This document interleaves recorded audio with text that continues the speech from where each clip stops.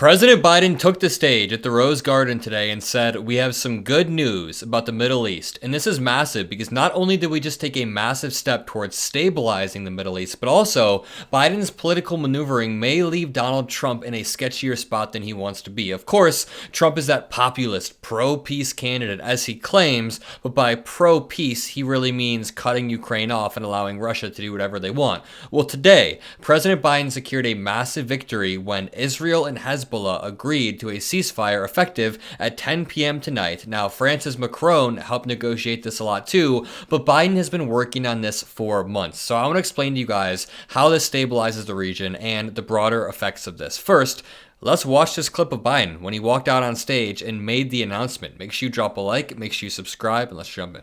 Have some good news to report from the Middle East. I just spoke with the Prime Minister of Israel and Lebanon. I'm pleased to announce that their governments have accepted the United States proposal to end the devastating conflict between Israel and Hezbollah. I want to thank President Macron of France for his partnership in reaching this moment. For nearly 14 months, a deadly conflict raged across the border that separates Israel and Lebanon. A conflict that began the day after the October 7 attack by Hamas on Israel. Hours later, at 2 a.m. in the morning, Hezbollah and other terrorist organizations backed by Iran attacked Israel in support of Hamas. Let's be clear, Israel did not launch this war.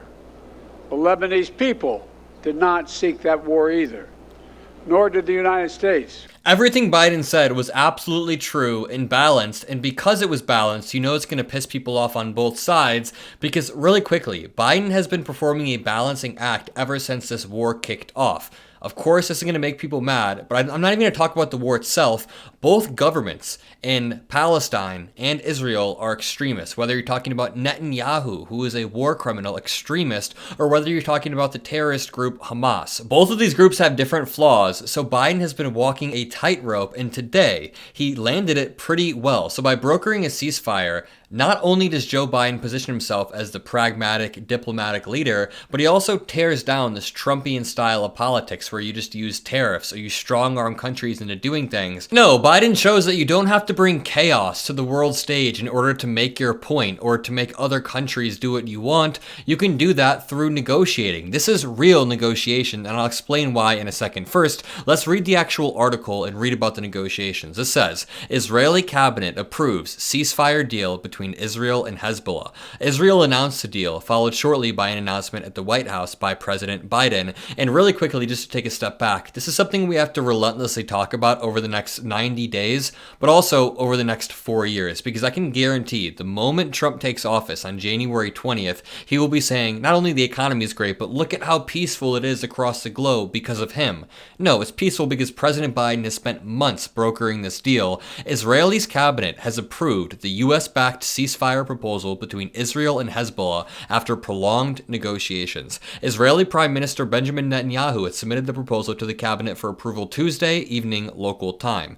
Israel announced the deal, followed shortly by an announcement at the White House by Joe Biden. Quote, Israel appreciates the U.S. contribution to the process and reserves its right to act against any threat to its security, the Israeli Prime Minister's office said. Netanyahu said earlier when submitting the deal for approval that the deal still relies on the actions of Hezbollah and Israel at the same time. Peace is a two-way road, and let me just say, this ceasefire is probably not going to last for a decade or 2 decades. Who knows what it's going to look like, but for the time being, this is a great step in stabilizing the region, but also laying a sort of political trap for Trump, where if he criticizes this deal, then it seems like he's not the pro-peace president. Why would you criticize a ceasefire? But then if he praises the deal, then Biden is actually the president that wants peace, or that's been working for peace. That's how it's been the entire time. Conservatives have driven the narrative so successfully that people somehow think Biden is the pro-war president because he's funding Ukraine in an effort to protect their sovereignty. It's so ass backwards, and that's why we're here to push back every single day.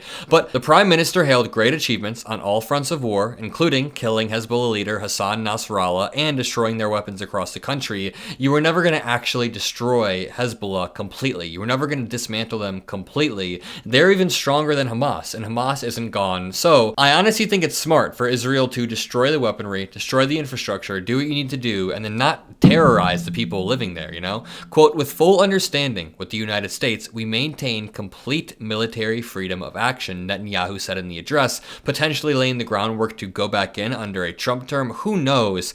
It's interesting because some people think that Trump will let Netanyahu off a leash to end the war quickly, but at the same time, Trump wants to be known as this pro-peace, anti-war president who negotiated all of these ceasefires really by making friends with autocrats or people like Putin and then scratching their back if they scratch his. But yeah, just to back up for 1 second, I do think this is a win for more than just the ceasefire, more than just the people of Israel and the people of Lebanon. I think this proves that President Biden's strategy of diplomacy, this normal strategy that has existed forever since the inception of America, like making actual firm commitments and negotiations and leveraging things beyond just tariffs, like Donald Trump's, I can almost guarantee Trump is going to use tariffs to somehow try to end these wars. That is how delusional he is nowadays and how much he has latched on to tariffs. But yeah, I think Biden's ability to manage this conflict strengthens the U.S. credibility internationally and helps restore our place as one of the global leaders. On top of that, President Biden has been walking a tightrope for this entire conflict, and that's only been amplified by the fact that we're in an election season, or we were in an election season.